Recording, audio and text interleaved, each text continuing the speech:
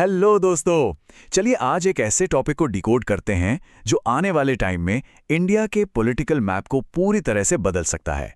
ये सिर्फ एक न्यूज़ हेडलाइन नहीं है, बल्कि आपके एग्जाम्स, खासकर पॉलिटी सेक्शन के लिए एक सुपर इंपॉर्टेंट कॉन्सेप्ट है।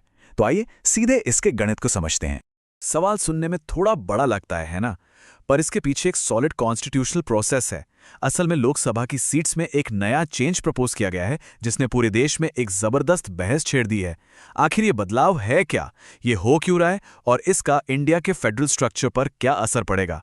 आइए इसे बिल्कुल आसान भाषा में समझते हैं। देखिए, अभी तक हमारी लोकसभा की सीट्स 1971 की जनसंख्या के हिसाब से बंटी हुई थीं, जिसे एक खास वजह से फ्रीज किया गया था। पर अब प्रस्ताव यह है कि 2026 में जब ये फ्रीज खत्म होगा तो 2011 की जनसंख्या को बेस बनाया जाएगा। ये एक छोटा मोटा चेंज नहीं है, ये एक फंडामेंटल शिफ्ट है जो देश के पावर बैलेंस को पूरी तरह हिला देगा। और इस बदलाव के बाद लोकसभा की कुल सीट्स 543 से बढ़कर लगभग 850 हो सकती हैं। जी हां, 880। इनमें से 815 सीट्स स्टेट्स के लिए होंगी और 35 सीट्स यूनियन टेरिटरीज के लिए। और ये जो नंबर है ना, यही इस पूरी बहस का सेंटर पॉइंट है। तो सवाल उठता है, आखिर ये सब अभी ही क्यों हो रहा है? इसकी कहानी शुरू होती है 1976 में। उस वक्त सीट्स इसलिए फ्रीज की गई थी ताकि जो स्टेट्स फैमिली प्लानिंग को अच्छे से लागू कर रहे हैं उन्हें पॉलिटिकल नुकसान ना हो। उन्हें डर था कि आबादी कम करने से पार्लियामेंट में उनकी आवाज़ यानी उनकी सीट्स भी कम हो जाएंगी। लेकिन अब वो 50 साल पुरानी डेडलाइन 2026 बिल्कुल सामने आ खड़ी हुई है। इससे ना देश में एक टेल ऑफ टू इंडियाज़ वाली सिचुएशन बन गई है। एक तरफ है नॉर्थ इंडिया के स्टेट्स जहां पिछले 50 सालों में पॉपुलेशन तेजी से बढ़ी है, और दूसरी तरफ हैं साउथ इंडिया के स्टेट्स जिन्होंने फैमिली प्लानिंग से अपनी पॉपुलेशन को काफ़ी हद तक कंट्रोल किया। और इसी वजह से एक बड़ा पॉलिटिकल इम्बैलेंस पैदा हो रहा है। पैराडॉक्स देखिए, जिन स्टेट्स ने नेशनल पॉलिसी को फॉलो किया आज वही पॉलिटिकल पावर खोने की कगार पर हैं। अब जरा इन आंकड़ों को देखिए, ये खुद पूरी कहानी बता रहे हैं। जहां उत्तर प्रदेश को 13, बिहार को 10 और राजस्थान को 8 सीट्स का सीधा सीधा फायदा हो सकता है, वहीं दूसरी तरफ केरला 8 सीट्स, तमिलनाडु 1 और वेस्ट बंगाल 2 सीट्स गंवा सकते हैं। ये नॉर्थ और साउथ के बीच पॉलिटिकल गैप को बिल्कुल साफ दिखाता है।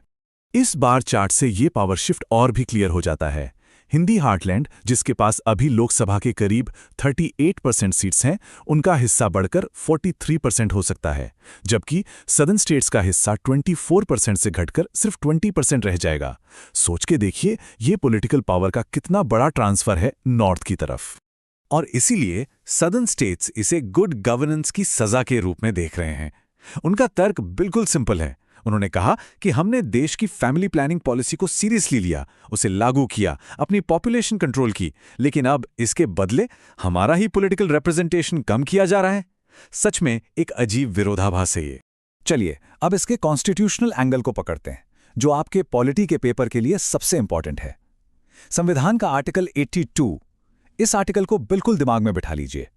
ये कहता है कि हर सेंसस के बाद लोकसभा सीट्स का रीएडजस्टमेंट यानी परिसीमन होना ही चाहिए। इसी आर्टिकल के अंडर डिलिमिटेशन कमीशन या परिसीमन आयोग बनाया जाता है। ये टाइमलाइन एग्जाम के लिए सुपर इंपॉर्टेंट है, तो ध्यान से सुनिए। 1976 में 42nd अमेंडमेंट ने 1971 के जनसंख्या के आधार पर सीट्स को साल 2000 तक के लिए फ्रीज कर दिया। फिर 2001 में 84th अमेंडमेंट ने इस फ्रीज को 2026 तक के लिए एक्सटेंड कर दिया, और अब 2026 आ गया है, इसलिए ये पूरी बहस दोबारा शुरू हो गई है।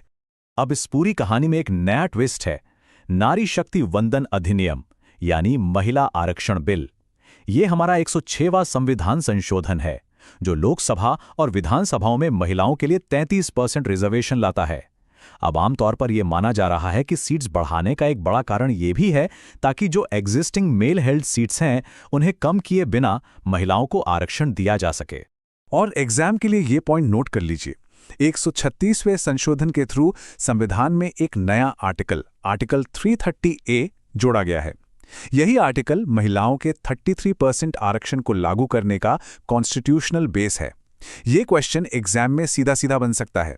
और ये डिलिमिटेशन कमीशन कितना पावरफुल है, इसका अंदाजा आप इस लाइन से लगा सकते हैं। ये एक बहुत ही पावरफुल बॉडी है जिसके आदेश आखिरी होते हैं और उन्हें किसी भी कोर्ट में चैलेंज नहीं किया जा सकता। इसका मतलब इसके फैसले जुडिशियल रिव्यू से भी परे हैं। तो चलिए अब तक जो पढ़ा उसको टेस्ट करते हैं। एक छोटा सा प्रैक्टिस क्वेश्चन। सवाल है, किस संविधान संशोधन ने लोकसभा सीट्स के परिसीमन पर लगी रोक को 2026 तक बढ़ाया था?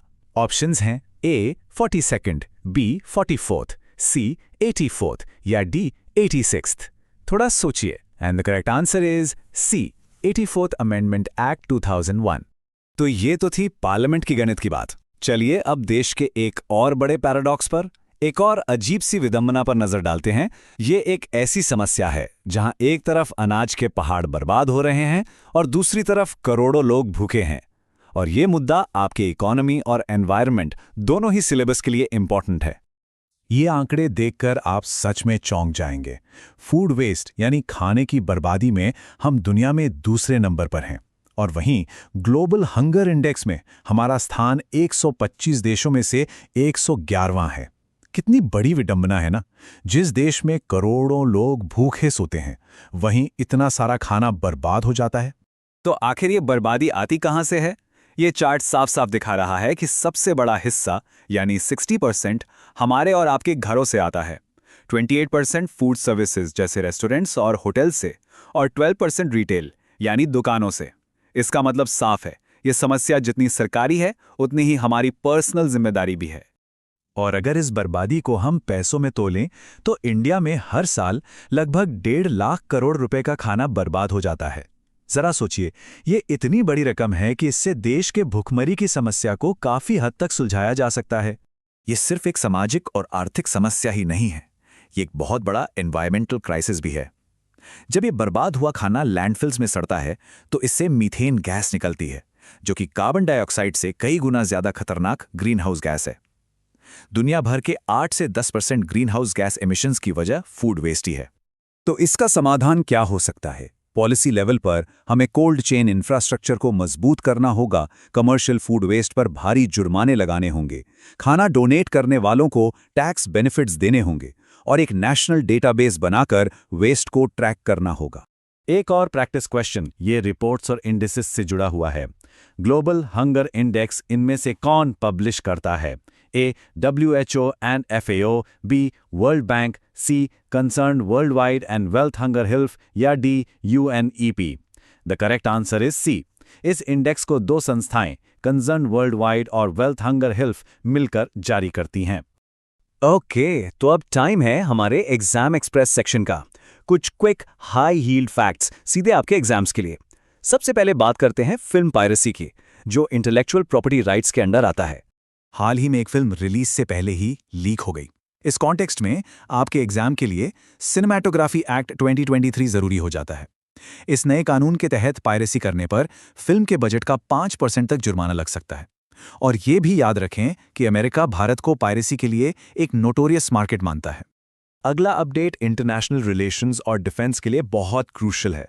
स्ट्रेट ऑफ होर्मुज, ये दुनिया के तेल व्यापार का एक बेहद इंपॉर्टेंट समुद्री रास्ता है और वहां सी माइंस का खतरा बढ़ गया है। ये एक ऐसा स्ट्रेटेजिक चोक पॉइंट है जिसका ब्लॉक होना ग्लोबल इकोनॉमी को हिला सकता है। सी माइंस कई तरह की होती हैं। एग्जाम्स में इनके टाइप्स पूछे जा सकते हैं, तो चलिए एक क्विक राउंड डाउन लेते हैं। ड्रिफ्टिंग माइंस पानी की सतह पर तैरती हैं। बॉटम माइंस समुद्र तल पर छिपी रहती हैं और जहाज के प्रेशर या आवाज से एक्टिवेट होती हैं। कॉन्टैक्ट माइंस सीधे टकराने पर फटती हैं और लिम्पिट माइंस चुंबक से जहाज के नीचे चिपका दी जाती हैं। और हमारा आखिरी रैपिड फायर अपडेट है इंफ्रास्ट्रक्चर से। दिल्ली देहरादून एक्सप्रेसवे, इस तरह के प्रोजेक्ट्स इकोनॉमी और एनवायरनमेंट दोनों के लिए इंपॉर्टेंट होते हैं। इस एक्सप्रेसवे से दिल्ली और देहरादून के बीच का सफर अब सिर्फ 3 घंटे का रह गया है। लेकिन इसकी सबसे खास बात है एशिया का सबसे लंबा 12 किलोमीटर का एलिवेटेड वाइल्ड लाइफ कॉरिडोर। ये इसलिए बनाया गया है ताकि हाथी और दूसरे जंगली जानवर सुरक्षित रूप से इसके नीचे से गुजर सकें। ये डेवलपमेंट और एनवायरनमेंट के बीच बैलेंस का एक शानदार एग्जाम्पल है। तो आज की पूरी चर्चा से सबसे बड़ी सीख ये है कि करंट अफेयर्स सिर्फ हेडलाइंस रटने का नाम नहीं है। हर मुद्दा हमारे संविधान, हमारी इकोनॉमी और हमारे समाज से गहराई से जुड़ा होता है।